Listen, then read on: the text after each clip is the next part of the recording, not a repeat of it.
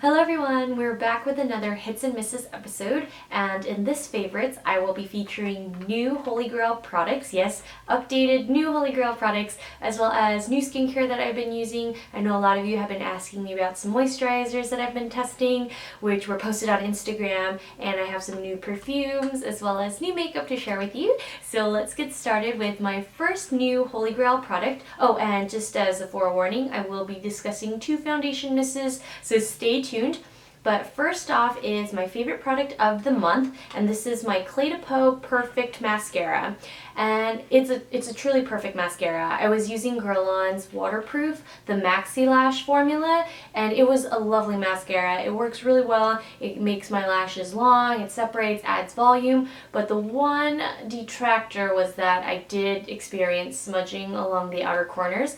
So I have recently stumbled upon this mascara, which is my dream mascara. It lengthens, volumizes, separates, and it just makes my lashes look beautiful. I also love the curved brush, and unfortunately this has been repackaged and reformulated since I first tried it, which was very recently, but I am glad to announce that the new formula is just as good, if not better. And the packaging is very similar. They both come in a metallic blue shimmery tube, but this time the cap is made out of gold. So I do think that it makes it a little bit more distinctive in your makeup bag, but I actually prefer the original packaging just because I think it looks so sleek and understated. Now overall, even though this is a performance champ, it's a 10 across the board, it is a very expensive mascara. So if you're looking for more affordable alternatives, check out the video that I made with makeup.com, and there are a lot more affordable options for curling, for length, for separation. So check that video down below in the description box. And now we'll move on to Holy Grail product number 2. So as many of you know, I absolutely adore the Clé de Peau eyebrow pencil. Unfortunately, this is quite an investment, as with many of Clé de Peau's products. So I use the color in 204 because it's one of the few eyebrow pencils that matches my ashy tone. So my natural brows are, again, just like my lashes, faint, sparse, and a very light gray. So that's why this pencil works so well for me, because most eyebrow pencils and eyebrow products tend to run very warm. So there's a lot of red in them. But the new Burberry eyebrow pencil, this is the Effortless Eyebrow Definer, is my new favorite product. Not only is it much more affordable than the Clé de Peau pencil, but the color Ash Brown number 3 is almost a perfect match for my brows. So it has a little bit more brown and a hint of red in the product, but overall it is as close as I can find to the Clé de Peau. And again, it's a lot more affordable. It comes with a spoolie, and the formula is a little bit more buildable. It feels a hint more waxy, but it's not quite as waxy as Charlotte Tilbury's Brow Lift pencil. Now we're going to jump right into skincare before we move on to the rest of the makeup. And I wanted to talk about skincare because I've been focusing a lot on skin again. But first, for those who aren't aware, October is Breast Cancer Awareness Month. So here I have my trusty Glam Glow, and this is an exfoliating mask. Again, it's in pink for breast cancer awareness, but I really love this mask because it does exfoliate well without making my skin feel too dry. I know they're not the most appealing treatment in the world, but they definitely do work for me,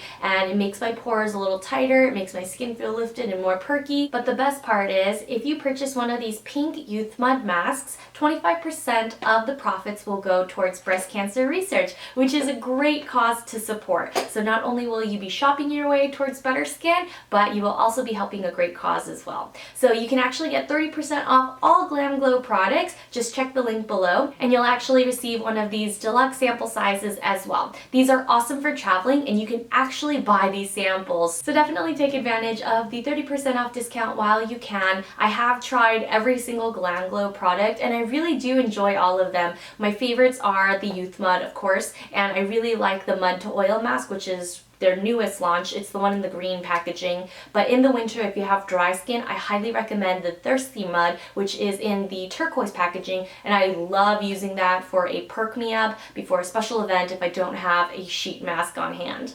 Now for some heavy-duty skincare. I first showed this Chantecaille Rose de Mai cream in an Instagram photo, and a lot of you have been asking me about it since. But my skin has been very hormonal. I've had active breakouts almost the entire month, and my hormones are just going crazy.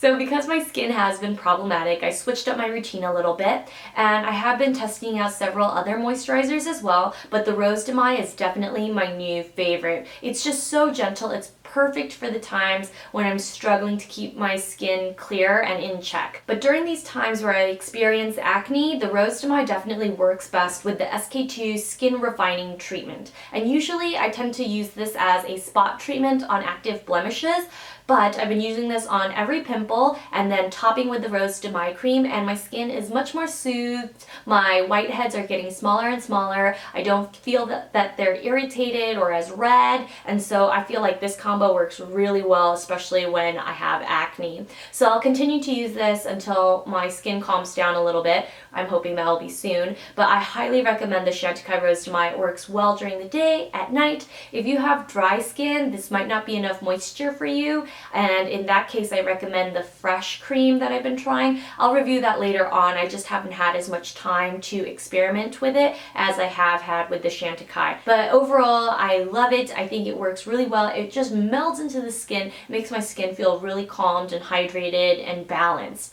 So the SK-II Refining Treatment is great for acne-prone skin. You can use this as a mask or an overnight spot treatment or all over your face if needed. So I highly recommend these two products. But here I have a product that a lot of you have asked me about ever since I posted it. This is the Dr. Dennis Gross Daily Essentials Hyaluronic Moisture Cushion Oil-Free Moisturizer. Yes, that is an incredibly long name for a great product. Now this, on the other hand, is very basic. I feel like the Chantecaille, it has that whole aromatherapy, concentrate, natural herbal skincare thing going on, whereas this is just a really great basic moisturizer. So I don't think that, this is a must-have by any means, especially if you have a lot of experience with skincare, you've tried a lot of layering and a lot of products. It does live up to the moisture cushion description. It does make my skin feel a little bit more bouncy, a little bit more full. I wouldn't say the effect is dramatic by any means, and it is temporary, but it does feel very soothing and calming and cooling on the skin. And now we're back to the makeup. So first I'll discuss the eyeliner that I have been loving, and many of you know, if you have seen my Holy Grail products video, that I was loving the Eyeko Visualize pen liner for a while. It was a great alternative to Tom Ford's, which is my second favorite. I really love that Tom Ford pen, but sometimes it smudges on me, so that's why I was using the Eyeko. But turns out the Eyeko smudges almost as much as the Tom Ford, so that's why I pulled the trigger on that product a little too quickly. So that's why I'm saving the Holy Grail title for this product if it works out. But this is the Lorac Front of the Line Pro Liquid Pen Liner, and I'm wearing it today. It's pretty inky black. I wouldn't say it's quite as black as Tom Ford's, which is why I love the Tom Ford deeper pen so much, because it really is a truly deep dark black.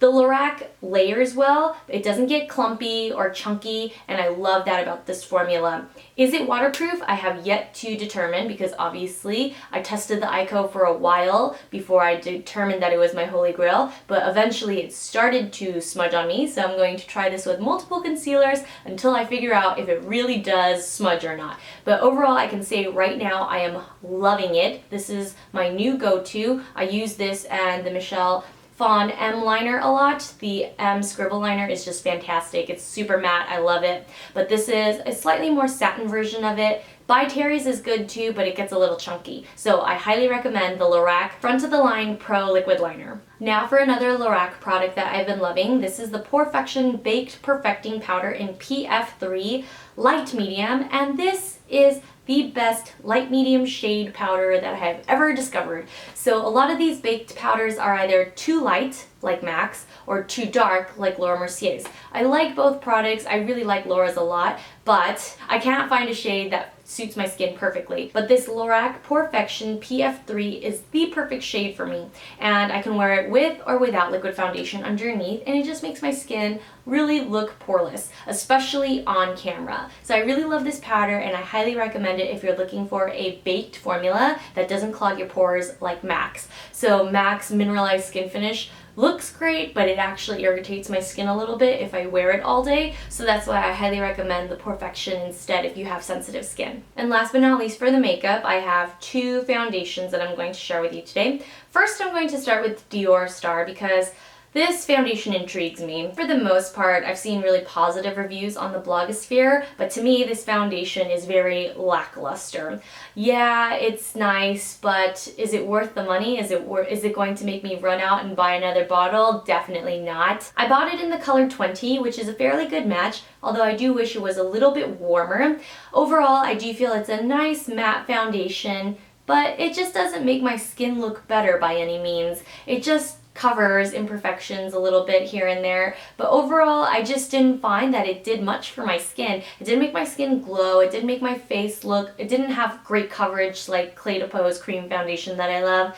It just was a very average foundation. If you have oily skin or combination skin, you may love this, but for my normal to dry skin, it was just a dud. Now for the new Dolce & Gabbana Lift Foundation. This is the Perfect Reveal Lift Foundation, and I have this in Natural Glow 100, which is almost a perfect match. In fact, it actually looks a little dark when I first start to blend it in, but it gives me a little bit color and liveliness to my face, so I do like that. This is a really sheer formula. I do like this better than the Dior Star, but I'm not as impressed with this as I hoped I would be. The matte foundation from D&G is really good. I loved it when I had combination skin. Now that my skin is normal to dry, I love lifting foundations and luminous foundations, but I do think that this is a little bit too sheer.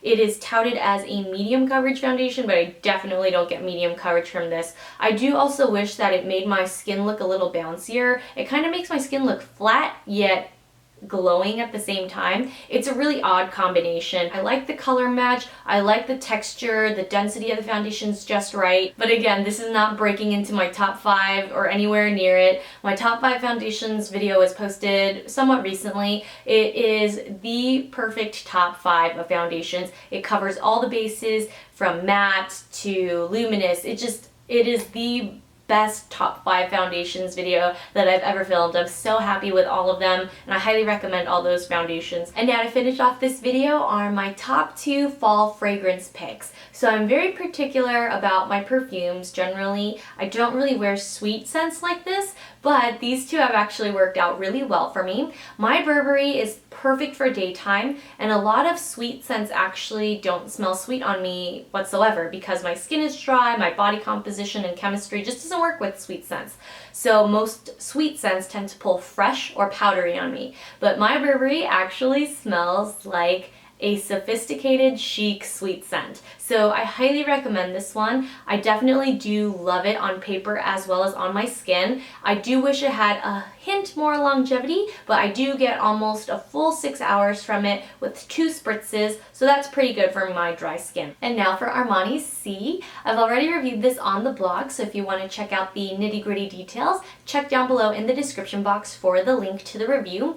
But I love this fragrance because it is something that I did not expect to like. I actually walked by in Macy's and I had sniffed it on a piece of paper, and it just smelled completely different. It definitely smelled more woodsy and more oriental, even though this isn't labeled an oriental fragrance.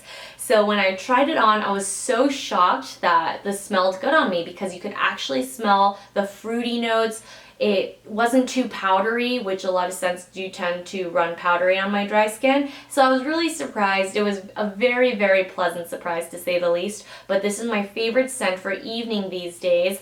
And I like to mix this in with my hair, just because my hair usually smells fruity from Kerastase shampoo, but the C works really well with my body chemistry. It lasts a very long time, so I love this, and one spritz is usually all that I spray because it's pretty potent. And that wraps up my favorites for this month, so thanks so much for tuning in, everyone, and I'll see you next time. Bye!